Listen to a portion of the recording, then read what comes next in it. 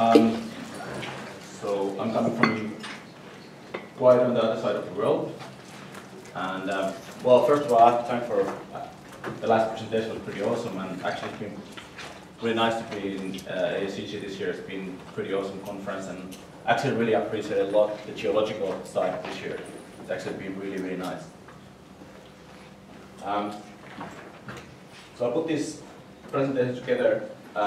It's quite a lot based on my own background. I've been working in the North Lapland and nickel exploration for about 8 years now. And a couple of years ago, when I joined AEM, Steve Beresford was the first guy I met there, and he had these certain ideas of what he's been talking here about chonoliths and pipes and stuff like that. And it all fits on my background. Everything what I've seen in the past, it's all the same stuff. Working in Nordic or around there. So, it's going to go through. So I'm going to shortly tell about Central Lapland, where it is, and what kind of overall geology we have there. Then shortly, most of you guys know about magmatic mass sulfides. Just going to go some principles. And then I'm going to talk about some of the stuff Dan Core, and actually Steve and Dan did the most of, and Amanda, creating kind of a way to automatically pick those tubular features that seem to be hosting most of the best nickel copper PG massive sulfides. And then I'm going to show what happens when you start picking data, especially magnetic data. There's going to be a lot of picks. So we have to find ways to analyze them and try to figure out what are these systems, what kind of anomalies are we seeing, and which one should we focus on. And then just a little bit extra on there.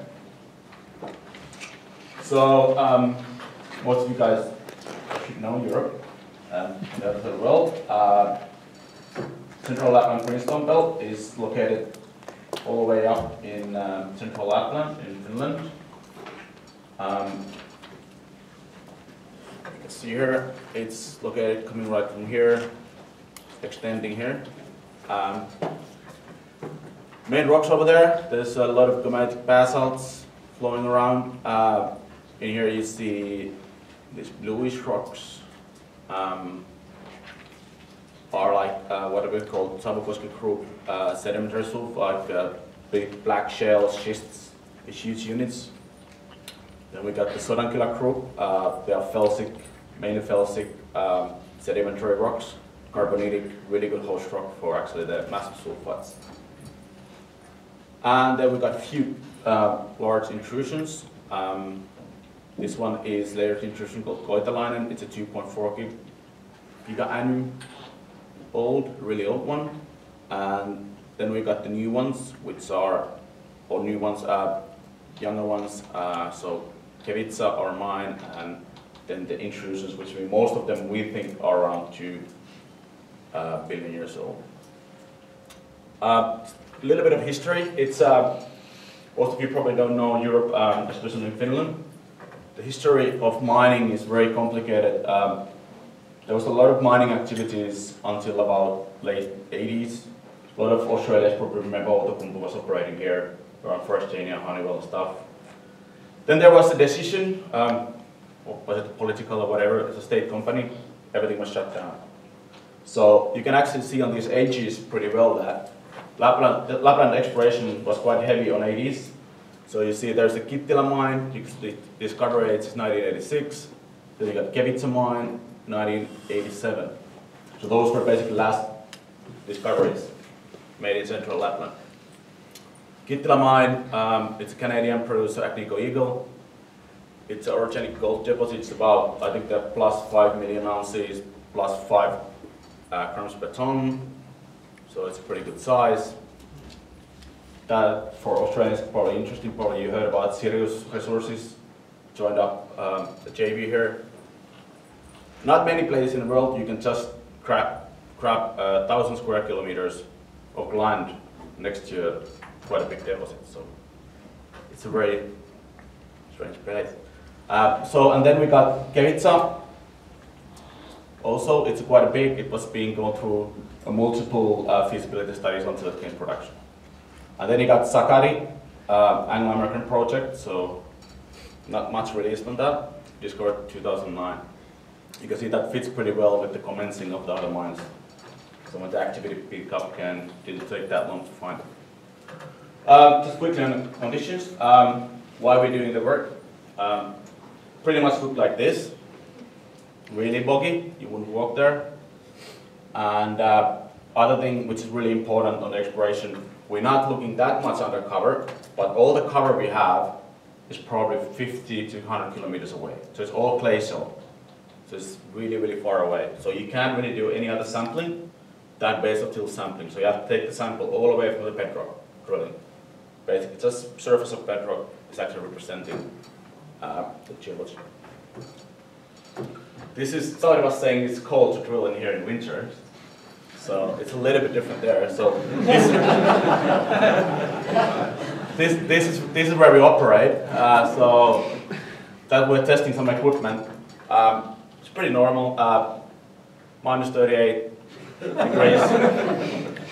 Bit chilly, but it's actually really nice to operate. There's no wind or anything, so it goes fine.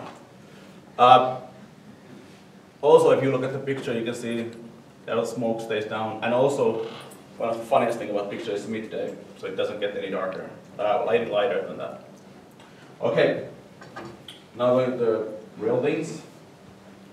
Magmatic massive sulfide, so fully massive sulfide, high-grade nickel, copper, Pg, gold-bearing deposits. They are really dense, they're extremely conductive, really, really conductive. And in most of cases, they are hosted in magnetic susceptible rocks, so in pearlitites and ultramafics. The massive sulfide ones. You do get them out of, you get them in host rocks and stuff, but usually in those cases you also got the deposit next to it. Just I want to, what we do in geophysics, how do you want to find them is basically ground gravity surveys are really good. You can run them easy in Finland. Moving loop EM, really good detection.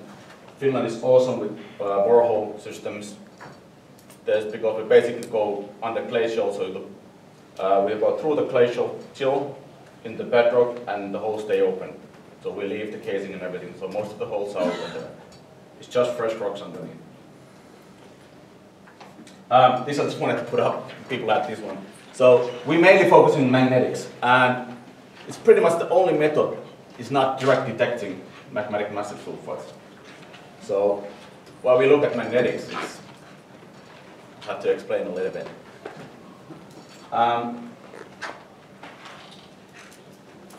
Okay, so based on this, what I wanted to show is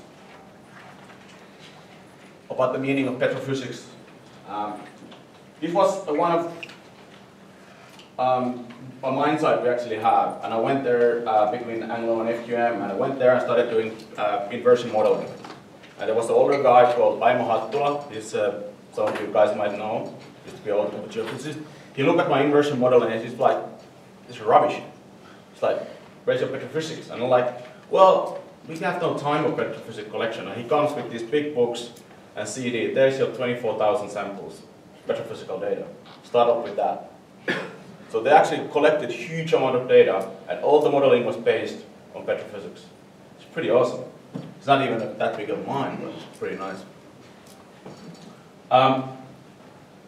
So we got quite inspired on that. When you modeled that, it was awesome to start modeling, and you actually have the data. So this is what we are doing now in FQM. I've actually had the pleasure, because nobody stopped me in management, and hopefully won't be. After we do, in every single hole, we do borehole EM. We actually collect density, max sus conductivity, galvanometers, DIP, and NAT gamma on those ones. And we're also allowed to do other measurements. So it's pretty cool. So, why and how we are doing the automatic picking now. This is what Anglo released on their deposit, the shape of the mineralized shell. So it's really close to what Steve's been talking about, Chonolith and stuff. Next to it, you can see the mag anomaly corresponding. So you can see it's pretty nice dipping that way, corresponding mag anomaly, if you do it So we're thinking there's probably more of those, and we have to start looking at them. So it's too big of an area. It's about, our exploration area is about 5,000 square kilometers. So we can't go single by single. We have to have some kind of prioritization too. So yeah, so this is the thing. We can detect those really well, but we're going to run out of time and money when we start doing ground EM of every single target. It's too big of an area. If we want to compete there, we're going to go very fast. We'll have to find better ways to prioritize the anomalous intrusion. It doesn't mean we wouldn't go and drill and survey on other kind of deposits, other kind of anomalies. They don't have to be magnetic, but this is a good starting point. So we want to put those on top of the list and start from there. So what I always say there is that finding a needle is easy. We've got really good tools to find the deposit. Somebody just have to tell geophysicists where to go and look for it. Those are so anomalous deposits, but expensive to survey the whole country. It's a little bit, so we started up, we wanted to have the most wide data. It's a pretty nice place, Finland overall. We got 200 meter line space, 30 meter altitude, airborne survey covering the whole country, about 52 million line kilometers. It's the same system, the Sanders twin order. So you get magnetics, mini-tons wingtip, both wingtips, radiometrics, and frequency domain stuff. Then we also got countrywide Petrophysical dataset for different kind of rock types. It's about 130,000 samples, density, max size, susceptibility, and this is cool, it's also remanents. There's quite a lot of, there's actually oriented samples which haven't been used. This is very strange. And also the regional gravity, that's a bit worse. Okay, so now I'm going to explain this shortly, and feel free to ask questions more. Now or after if you want to know. But the method or the workflow was developed to identify these tubular features, like we talked about Sakari, I showed the picture. And so Dan Corr and Amanda Buckingham, they developed this kind of way to transform the data. It's pretty much transforming magnetics, having like a vertical integral of analytical signal, and out of that try to detect with their algorithms. They've got these computer vision algorithms kind of ways to find circular features which have like a tail. So they can detect magnetic anomalies and then they can detect the stripe and dip. It's pretty good way. And it also, you can see here, the anomaly is moved much more further because it takes away basically the remanent. So it makes it kind of unipolar. Just a few pictures of that. Yeah. So we run that workflow on the whole data set. It was pretty good because it produced 212 anomalies, which is quite a small amount for that huge area. So this is a good starting point. And what's a big thing when I said in earlier about the geochemical sampling. The geochemical sample has to be taken very near surface, and it's expensive because it has to be drilled. It's a light rich, but it has to be drilled. So because we can get out of those a pretty good estimate of the top of that Chonolith, the top of the tube, we get a pretty good estimate. We can optimize the survey, the best tool survey, just on top of that anomaly. It's pretty good. And also the dataset itself was really good for us geophysicists to start working on it and thinking about what does everything mean. So what we did after, we also look at the GDK Real component, which is sensible because it's a vertical coplanar system, so it's sensitive for magnetics. And one of the type of stuff we don't want to find is magnet-type gabbros. They are usually not that prospective. I haven't found that much. I haven't had any prospective magnet-type gabbro in Lapland yet. They might be a differentiated system, that's okay, but it's full intrusion in magnet-type gabbro, they've been quite dry. Here's a couple of pictures. On the left side, you see a typical magnet-type gabbro with a really strong negative component response. And on the right side, you see a peritite. This is Chonolith we've been looking at It has a little bit remanent, but remanent is usually on the side. This is really, because this for us, the last talk was pretty interesting, and I'm going to come ask questions, because in these ones, the remanence is usually on the outer skirts. So it's only on basically outer skirts, you get a little bit more magnetite on that. So it works pretty well for a lot of the anomalies. Here's a picture I just put together like only a few hours ago, just to show the stuff. This is really, we see this quite a few times. It's really cool. So I don't know if you can see the strike marks coming back. So some of the anomalies, like this one, that one, that one, that one, they all strike in this direction. And this one, that one, that one, that one are striking in another direction. If you look here, funny enough, the other direction, dipping systems, don't have that. And it's not for the flight line effect is not there. But it just seems that they seem to be a different population of intrusion. Again, you have to remember this is a big system. I forgot to say it in the beginning. We have a big system underneath this. It's produced multiple different phase age intrusions in the whole Lapland. So it looks that some of them just seem to be different, which is good, so we can group them. So then quickly, a little bit more time. So quickly showing a little bit what we actually do with the data for what Markku especially doing. When we find a good chonoliths, it can be a chonolith or animal next to it, we always model them. This looks a little bit too much, too good. Most of you guys who are doing unconstrained inversions know that. You don't usually get the bottom that well. MVI actually is pretty good, but the vector inversions. But generally when you do unconstrained inversions, what you get is the surface. The surface fits around in our areas up to 300 meters, you get about 5–10% error for the surface, which is pretty cool. So this is what we run for everything. And of course we do EM on the, so there's some EM done on it. Yep. So here's also something if somebody went to see Markku's poster. And this is really interesting because we don't 100% fully understand this. That when we got the magnetite bearing or really negative remanent, really negative real component anomalies, magnetic anomalies, we do tend to always get SPM effect. Well, what you call an SPM effect normally. We haven't confirmed where it comes from. It doesn't come from surface because it's always coincident with the mag anomaly. But for example, here we got about 20 meters of glacial till between. So it might come from the bottom of the till. That's one good place. But basically, the only way then would be the permafrost to break it down. And we're just looking at it. It's possible that it's a long time ago, permafrost before last ice age basically would have to do the weathering to create that small particle. They're not too bad though, as you said, Markkus, but unfortunately a few of the times, like in here, we actually had to drill it because we had mineralized intrusion, so you kind of, I'm kind of late now, what am I going to kind of have to just test it.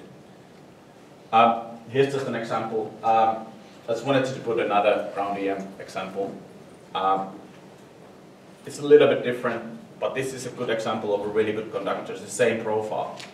And this is why this is justification that we don't just use airborne systems, for example. This is data here is 17 to 150 millisecond data. You see a regional conductor here, regional conductor around here. And you only see the conductor we're looking at, which is this one. That's between, starting from about 460 milliseconds. So the way we have to use the maximum time basically 0.25 hertz. If you want to see any of the nickel bearing or even pure-type conductors. Okay, so this is just it's kind of a feed a little bit idea for people that are interested in remanent magnetization.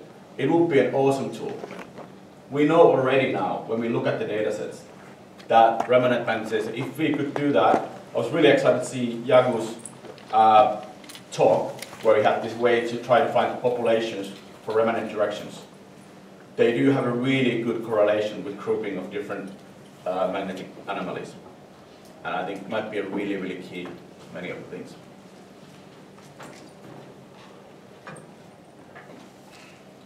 Just a little bit learned lessons.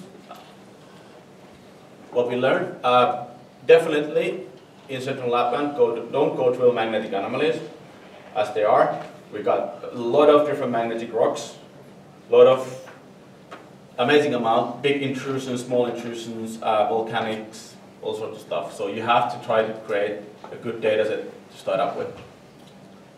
The automated picking was really good. It doesn't solve the problem, but it gives you a good prioritization method. It's pretty good on that.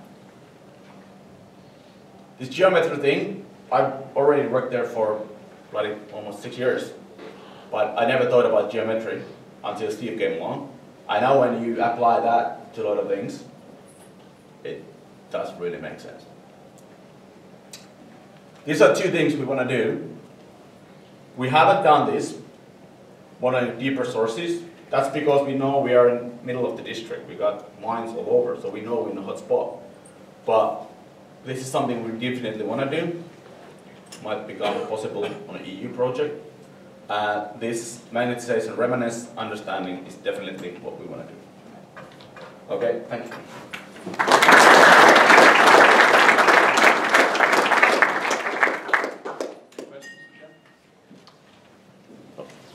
I've got one. So of your 212 picks, I mean, how many have you sort of got round to and, you know, confirm whether they are prototypes or not?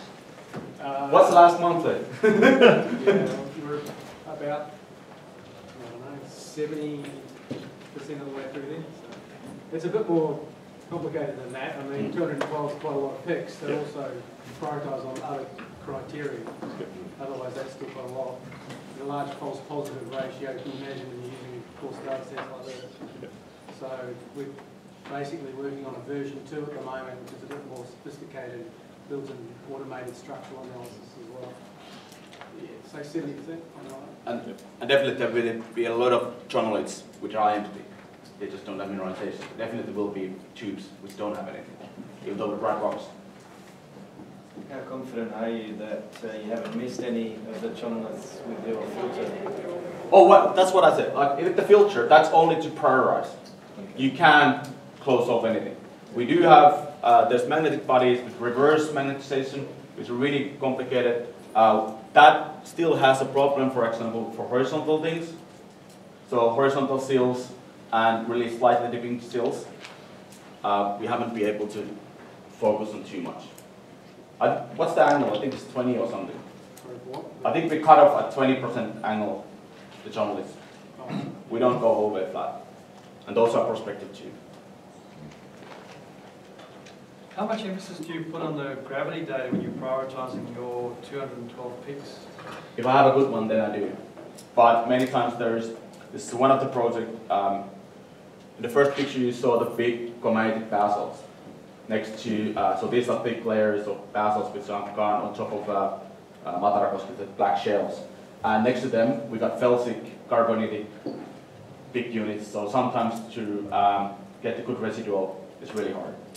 So it's not, because our data is 1.6 points per kilometer, so we don't always get tight enough data. But if it's good data there, we'll use it. But don't you run ground gravity over the top of them or something like that? Not with everything, no.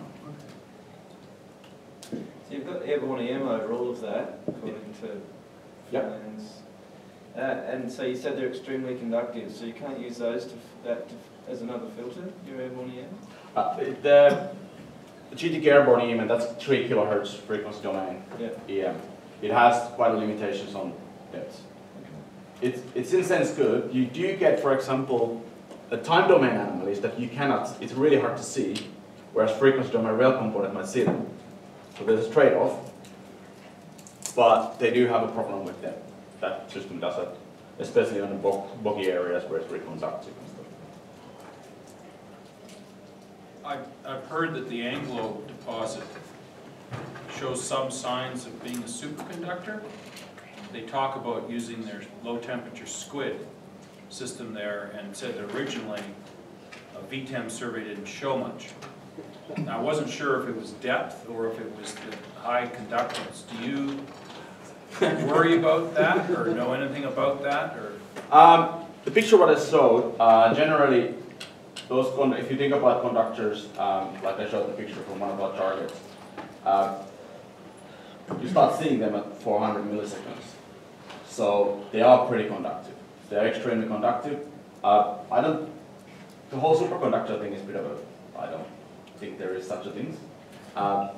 They are really conductive compared to anything. Nickel per-type conductors are really good. But there was a problem with the time. If you calculate with time domain, there is a problematic when you go a certain level that it's pretty hard to see. Got some examples, but well, for example, we got what I showed you. That example, we have a time domain data over that, and it will barely see the other conductor there, which was from 17 to 40 milliseconds. So. okay. So you're using conventional time domain, or Yeah, we use squids, yeah.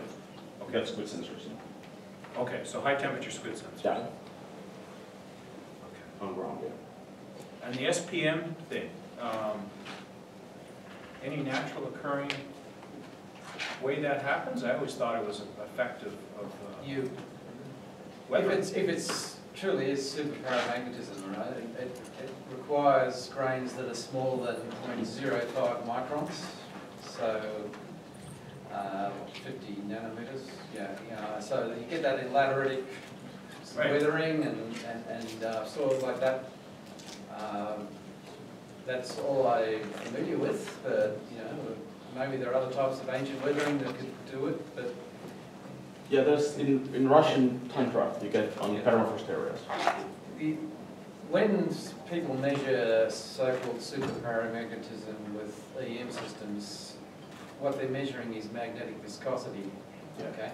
Yeah. Now, the only way we know of to get really high viscosity is through ultra-fine grains that are superparamagnetic.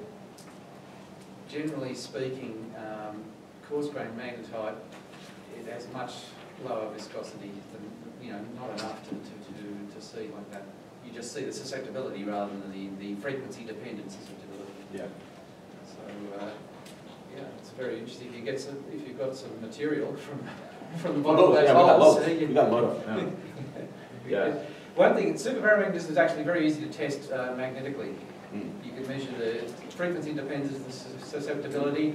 You just cool it down below room temperature and you watch the susceptibility as it warms up. If it's superparamagnetic, its susceptibility will just climb as it warms up and the grains unblock. Test, yeah. Yeah, and then it dies off at the Curie temperature of the mineral. Yeah. It's been reported quite a lot in northern Russia. We got this issue, and actually their codes got keyboard and stuff. They actually do calculate SPM from the data and also IP, because they're not noise, but they have huge signal in our data. It's an issue, particularly helicopter time domain systems are vulnerable to, that they will see a conductor that actually is not a conductor. It's caused by this magnetic viscosity effect. And so systems like the Tempest or GeoTEM or MegaTEM or Spectrum, because of a separated transmitter receiver, don't have a problem, but the VTEM, the SkyTEM, those systems, unless you fly at different heights, you've got a problem. You will see things that you think are good conductors and you go drill them and there's nothing there. I've seen some pretty startling results, and most of the time, like in Australia and Brazil, we've always thought it's been a weathering effect. And so there are some, I think Geotech was experimenting with 2 receivers to try and see if they couldn't rule it out. But I think the easiest to go and follow up with ground VM on top of it, long time based deal. yeah, sure, that's good. Okay, well, thanks very much. That's good.